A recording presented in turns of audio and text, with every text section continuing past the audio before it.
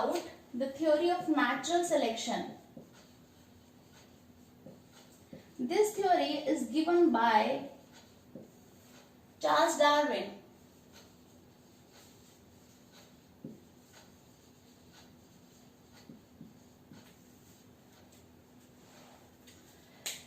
किसी टाइम पे ये माना जाता था कि डार्विन का जो ब्रेन है वो पूरा इवोल्यूट ही नहीं हुआ, और now it is he is known as father of evolution study ना. सो नेचुरल सिलेक्शन की थ्योरी दी थी डार्विन ने. डार्विनिज्म भी बोला जाता है इसको. सो हम इनकी थ्योरी को डिस्कस करेंगे 5 पॉइंट्स में. First, that is the over production. Second, that is struggle for the existence.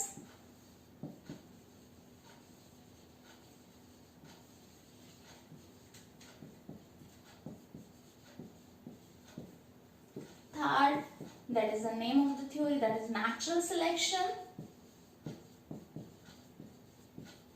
Next, heredity and variation.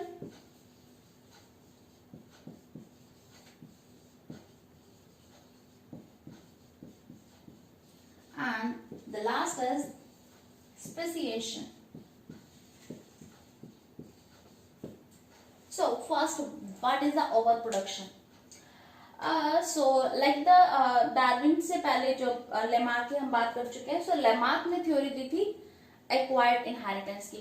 So Darwin ने 17 इयर्स तक एक शिप के अंदर अपनी स्टडी की थी डिफरेंट आइलैंड्स पे जाके, and the name of that ship is HMS Beagle. And he wrote a book named the Origin of species.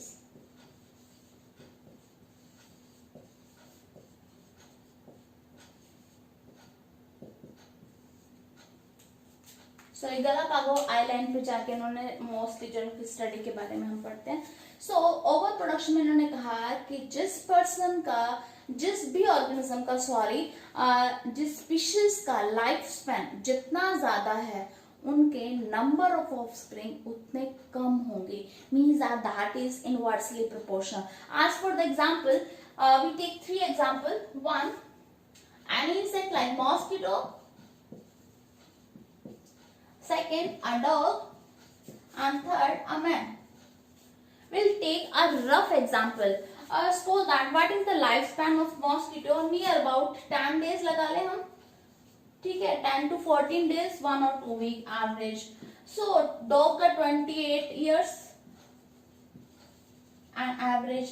Man का 60 year लगा लेते हैं. So लाइफ स्पेन इस तरह से बढ़ रहा है. अब इनके ऑफस्प्रिंग चेक करते हैं. मॉस्किटो एक बार में कितने लेयर करते हैं? thousands of. डॉग 6 to 8 और man 1. Twins are exception. Okay.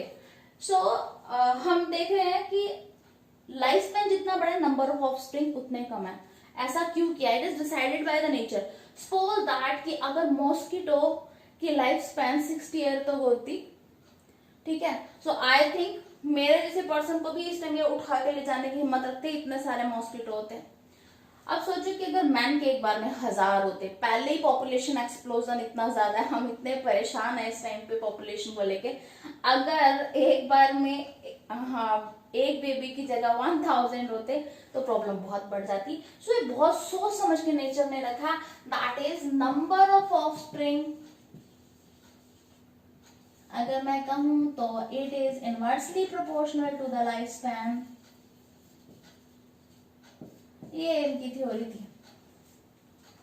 अगर आपको ए से रिलेटेड इस तरह से कोई भी क्वेश्चन है तो आप कमेंट करके पूछ सकते हैं. नेक्स्ट है स्ट्रगल फॉर द एग्जिस्टेंस. अब देखते हैं, एक सिंपल सा एग्जांपल लेते हैं. फिर से आप अपने सराउंडिंग में देखते हैं तो हम एक कॉमन सा एग्जांपल फिर से लेते हैं डॉग का. ठीक है. सो एक डॉग को जिंदा रहना है. अब देखते हैं डॉग को जिंदा रहने के लिए कौन कौन से स्ट्रगल करने पड़ते हैं. फर्स्ट ऑफ ऑल, डॉग को खाने के लिए खाना चाहिए तो वो हमारे घर पे आएगा. जरूरी नहीं है कि मेरा मूड हमेशा अच्छा और मैं इसको खाना दे दूं तो नेचुरल सी बात है मैं मार के भगा दूंगी. सो struggle for with the other species. So that is interspecific, मतलब अदर स्पीशीज के साथ. सपोज दैट कि मैंने डाल भी दिया, जैसे ही गली में जाएगा तो दूसरे जो डॉग है वो खाना खाने के लिए इसके पीछे आएंगे, सो दूसरे कुत्तों से भी लड़ना पड़ेगा इसको खाने के लिए, दैट इज इंट्रा स्पेसिफिक। मान लो कि ये नहीं होता, खाना भी मिल गया, दूसरे ने लड़ा भी नहीं, तो आपको लगता है सर्दी और गर्मी के लिए उसको भी स्ट्रगल करना पड़ता है, and that is with nature.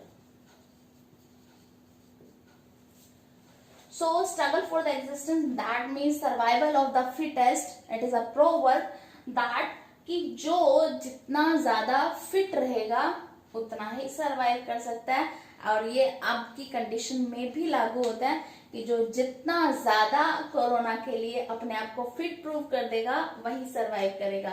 सो ये थ्योरी हमेशा से ही रहती है इवोल्यूशन के साथ।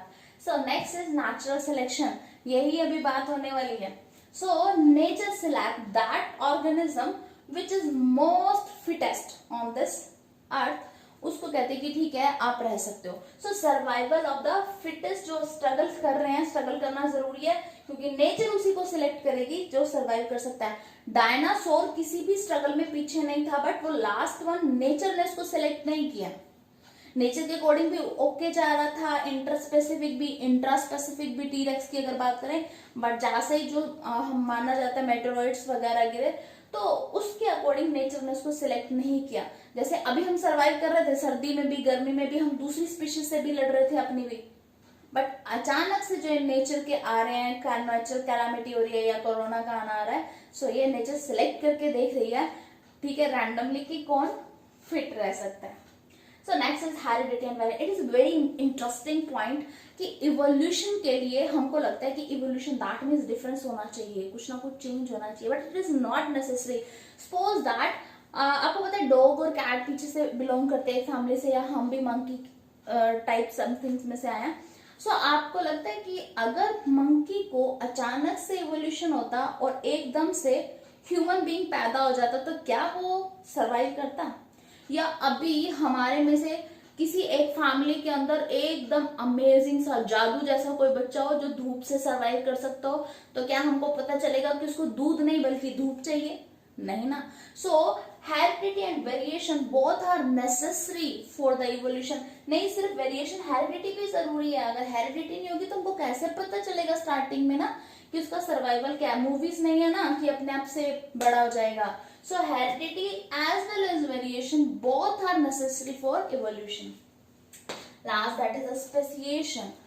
So formation of the species is known as speciation, and it is not only the result of variation. Speciation, that means formation of new species.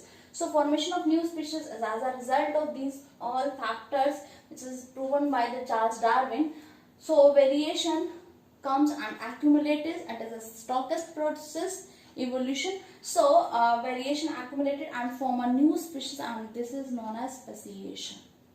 So this is all about the natural selection.